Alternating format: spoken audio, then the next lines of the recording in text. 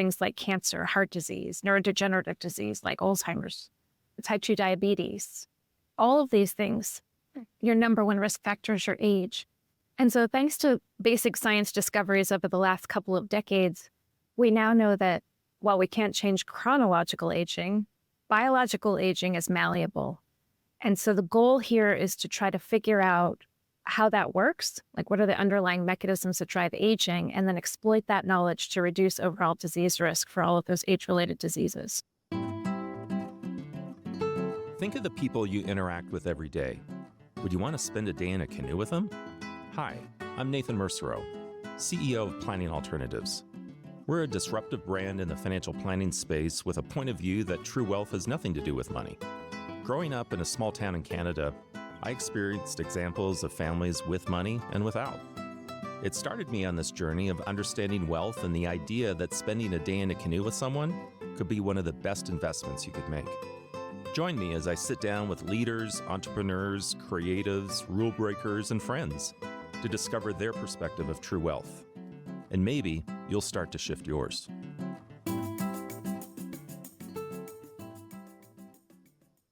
Well, I'm happy to be having morning coffee with Jennifer Garrison, coffee cup and coffee mug included here in the conversation. Jennifer's assistant professor at the Buck Institute for Research on Aging and co-founder and director of the Global Consortium for Reproductive Longevity and Equality, and a member of the Buck Center for Healthy Aging in Women.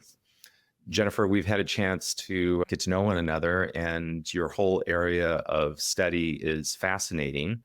But for Day in a Canoe listeners, if you wouldn't mind sharing how you got curious about this whole area of aging. Take us back kind of through your career progression. Oh, yeah, sure. Thank you so much for having me. I'm excited about this coffee conversation. I started my research training, which goes back 30 years, started at UC Berkeley, and actually before that, even NASA. And I really, as a young undergraduate, I was super interested in trying to understand the immune system. But like most people who start out in one place, once you start to understand the system, you realize like where your passion actually lies. And for me, it wasn't the immune system. It was more about chemistry. So I did my undergraduate work at UC Berkeley in molecular and cell biology. And then I moved on to get my PhD at UCSF in chemistry and chemical biology. And that was, chemical biology is really thinking through how to use chemistry as a tool to study biology. And so I started a project that was focused around bioactive peptides, which are really a huge focus of the aging field now. But at the time, it was really a discovery-based project trying to understand how this one particular bioactive peptide that was made by fungi was working in the body. And when I transferred from my PhD to my postdoctoral work at the Rockefeller University, I decided to switch fields entirely. I was thinking about what could I do that would be the most impactful? What could I do that would have, that I was most interested in, that would keep my brain alive and on fire for the rest of my career? And it was really came down to thinking about the brain as the most, I think the most misunderstood and also understudied part of the body. I think of the brain as the last frontier of black box. We really don't know what's going on with the brain. So I switched into neuroscience, a totally new field of study for me, and got really fascinated with the role of bioactive peptides in the brain. So when I think about things we don't understand in biology, your brain is maybe the most complex object in the universe. That's debatable, but there are more neurons in your brain than there are people on the planet. And there are more connections between them than there are stars in the Milky Way. And we don't even understand at the level of connectivity, which is what I was just talking about, the physical wiring connectivity. We're still just starting to scratch the surface of the wired connectivity. And bioactive peptides can actually mediate what I think of as like the brain's Wi-Fi. So bioactive peptides and other kinds of chemical neuromodulators can signal between tissues that are not physically connected. and transmit information over long time scales and long distances. And that was really where I started my own lab at the Buck Institute for Research on Aging. When I think about aging, and I'm talking about normal aging, not pathological aging or diseases of aging. When I think about aging, changes in homeostatic systems are the first domino to fall. If you're lucky enough to live to old age, the things that go wrong are wholly centered around these homeostatic systems. So things like energy and fluid homeostasis, circadian rhythms, reproductive function, body temperature regulation. And those systems are all controlled by neurons that are in an area of your brain called the hypothalamus. So, homeostasis is a loaded word and it means different things to different people. But when we're talking about homeostatic systems in your body, they really do come down to this area of the brain called the hypothalamus, which is a deep brain structure. It's at the base of your brain. In humans, it's about the size of a grape. And yet, this is the area where all of the neurons that control the circuits for homeostasis are located. And what's really cool about this area of the brain is that it makes use of this kind of wireless signaling, this Wi-Fi signaling, primarily. And I would call it maybe the most neurochemically diverse part of the brain. So marrying my background to my real passion for chemistry and neuroscience. And when I think about systemic aging, during aging, there's inflammation that happens throughout your body. And in the brain, it's not uniform. So there are specific hotspots of inflammation. And one of those is in the hypothalamus. So my idea in starting my own research lab was that maybe this age-related increase in inflammation in the hypothalamus leads to disruption of these homeostatic circuits that are so important. And that might be the first domino to fall with respect to systemic aging, because disruptions in fluid and energy homeostasis, disruptions in sleep and circadian rhythms, disruptions in reproductive function, these are some of the earliest hallmarks of aging. And so intertissue communication and this kind of Wi-Fi signaling between the brain and the rest of the body, this is my own area of research.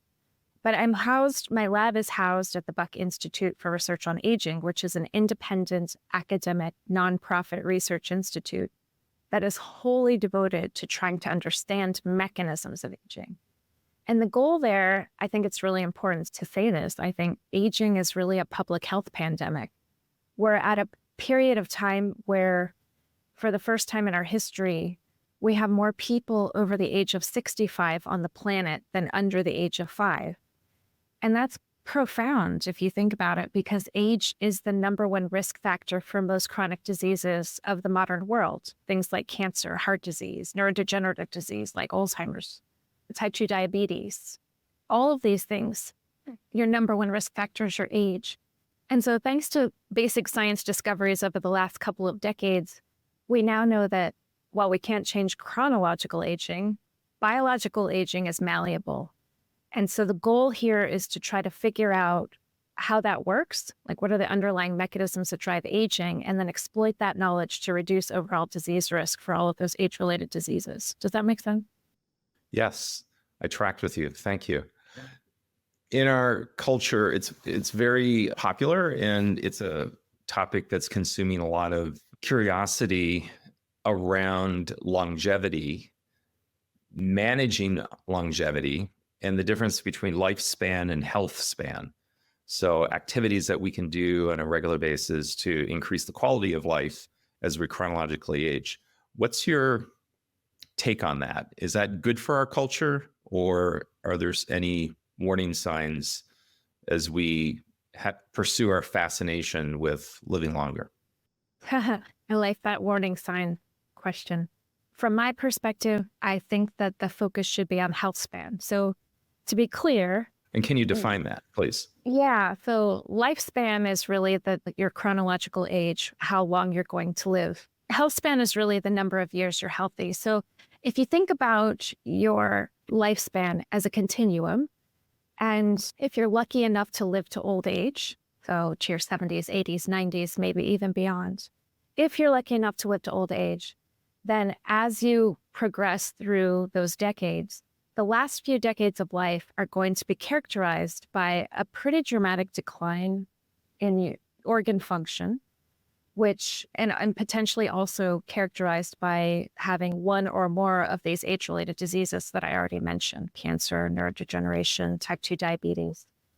And so the goal with Healthspan is truly to, if you're thinking about the curve of organ function over time, we really just want to square off that curve. So we're not changing the total number of years that you're alive. We're changing the amount of time that you're healthy. So the goal would be to make people as healthy as possible for as long as possible. And the reason that Healthspan, I think, should be the focus right now is that as scientists in the aging and longevity space, we can extend the lifespan, we can extend longevity in a lot of different model organisms. So we can extend lifespan in flies, in yeast, in worms, in mice, in monkeys. And one of the really striking things about those experiments is that in almost every case, in nearly every case, when you extend lifespan, what happens is those two periods of time scale. So if you're talking about the period of time when you're healthy towards the beginning of your life and the period of time when you're experiencing age-related diseases at the end of life, they scale. And so that's a nightmare scenario. You're living longer, but you're spending a longer period of time in that period of morbidity at the end of life where you've got one or more age-related diseases. And so I think until we tackle health span, we really shouldn't be talking about lifespan. I think it's really great to have intellectual debate and to talk to think about moonshots and to have these discussions. But in terms of where we're putting resources, the goal has to be on health span first, from my perspective. And where would you recommend the focus be for listeners as they're thinking about health span? What are the pillars of effective health span planning? I think there are four. What you put into your body obviously matters a lot. How you move your body also matters. So diet and exercise are still by far the best things that we have, and by a mile. I think right now you could do a double-blind clinical study where you put diet and exercise up against any of the known interventions that we have right now that are really popular in the aging space. So things like rapamycin or metformin. I think diet and exercise will win by a mile. And the goal is to understand what specific components or things about diet and exercise are important for that extension of health span.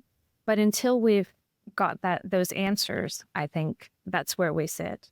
I think the last piece of it is really connection. So it's so clear from the data that having really rich social connections and interactions with other people is a truly profoundly important part of aging in a healthy way. So yeah, I wish that I had some magic bullet that I could recommend to everyone, but this is truly where we are right now with the science.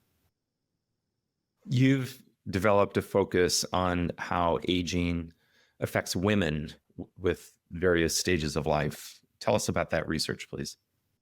Absolutely. As I mentioned earlier, I'm a neuroscientist. I did not start out thinking about the female body. We came to this about 6 years ago, actually. And I think part of it was the realization on my part that women tend to live longer than men on average. Actually, in every country where it's been measured, women live on average slightly longer than men. And that's great. But it turns out that although women are living longer, they spend a much longer period of their lives in poor health. So in a way, one way to frame that is to say that female health span is actually shorter than male health span. And that is directly because ovaries are aging faster than the rest of the tissues in a woman's body. And I didn't know that. I happen to own a pair of ovaries, and I was really embarrassed at 40, in my early 40s, to realize that I didn't understand some really basic things about how my own body worked. I call it the 4 stages of grief. So stage number 1 is like real, true embarrassment at my own ignorance. And then as I started to try to learn, I consider myself a relatively curious intellectual person. As I tried to learn more about how my own body works, I was shocked at how little there was for me to actually know. Like the amount of information out there, the amount of knowledge we have is pretty paltry. And then the third stage is rage. I call it rage. Once I realized why we are in the space where we don't have the data. And then the fourth stage, which I think a lot of women get to pretty quickly, is let's roll up our sleeves and fix this. This is a fixable problem. It sucks that we're here, but we need to fix this problem. Thinking about aging, as we're making progress in extending healthy longevity and health span, we have to think about this difference between the way that the male reproductive system ages and the way the female reproductive system ages. I don't want to discount what happens in male bodies. Certainly, reproductive aging happens in males as well. The difference is that aging in the male reproductive system is it's synced up with aging in the rest of the body. Whereas the female reproductive system ages precociously and really drops off the curve and, functionally speaking, is pretty much not working the way that it used to work anyway, halfway through a woman's life. And so if we don't address this difference between reproductive span and overall lifespan in females, then we're going to make inequality worse and not better. This was something where once my eyes were open to that knowledge, I couldn't ignore it. And at the Buck Institute, we were fortunate to be approached by a donor who asked us if we would start a center to try to study aging in females through the lens of reproductive aging. So to think about it through the lens of ovarian function. And that was the beginning. And then as we started to learn more and build that center, it became clear that if we wanted to make a real impact, we were going to have to do something much bigger. What we need is really a paradigm shift in how we approach healthy aging in females or in women. And there were a lot of people in the world scientists and clinicians who were working on reproductive biology, particularly around fertility and assisted reproductive technology. And a lot of people actually working on aging and longevity, but nobody really working at the interface between those two fields. And so what we've done is we tried to create a new research area, a new scientific area of inquiry at the interface between aging research and reproductive biology. And our goal is to try to understand what is driving ovarian aging. Because if you think about it from a functional perspective, from like organ function, ovaries are aging at about 2.5 times the rate of the rest of the tissue in a female body. And that is definitely important for fertility. Don't get me wrong. We call them reproductive organs. But ovaries are also, and I think a lot of people don't realize this, ovaries are also endocrine organs, which means they're sitting at the center of a very important signaling network that's independent of fertility, that's essentially engaging in this kind of Wi-Fi chemical communication with nearly every tissue in a woman's body. And what they're doing is promoting health. And I think most people don't realize that ovarian dysfunction at any age can increase different health risks that are specific to who you are as an individual. And for women in their 20s, if ovaries aren't working properly, that uncovers risk for things like polycystic ovarian syndrome or primary ovarian insufficiency or failure. For women in their 30s, of course, that uncovers risk for things like infertility. For a woman in her 40s, that can uncover all of the symptoms that we associate with perimenopause.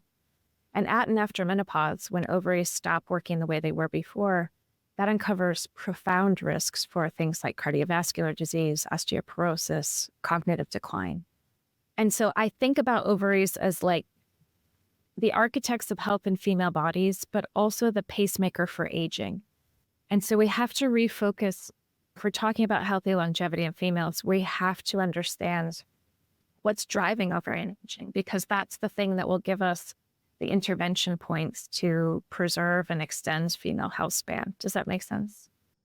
Yes, thank you. So final question is for listeners, how do they take what you just shared and start to focus on the right things for longevity? If they're a woman or if they have someone that they care about or want to pass this information on, what are some tips or areas to just spotlight for awareness around this whole issue of aging with women and the connection with I think Absolutely. I think while we're still engaged in doing I would say the really basic fundamental research, we don't have the answers yet. But until we have the answers, the best thing that people can do is to arm themselves with information. And part of my job really is just to get the word out that this is important. And these are conversations, obviously, between women and their physicians, but understanding as much as you can where you are in your individual reproductive span trajectory. And for women who are approaching midlife, to think hard about how to know what your normal is. So one of the confounds here, but also one of the things that highlights just how beautiful female physiology is, that there's a huge amount of variability between individuals, right? Female physiology is incredibly complex and we need to treat it that way. And so understanding for an individual woman, understanding what your normal is at baseline is really important, so that when these changes start to happen, or when something isn't working the way that it was before, or when you start to approach, for example, perimenopause, which is a period of time that can last up to 10 years, that you can see those changes and work with your doctors to hopefully address them.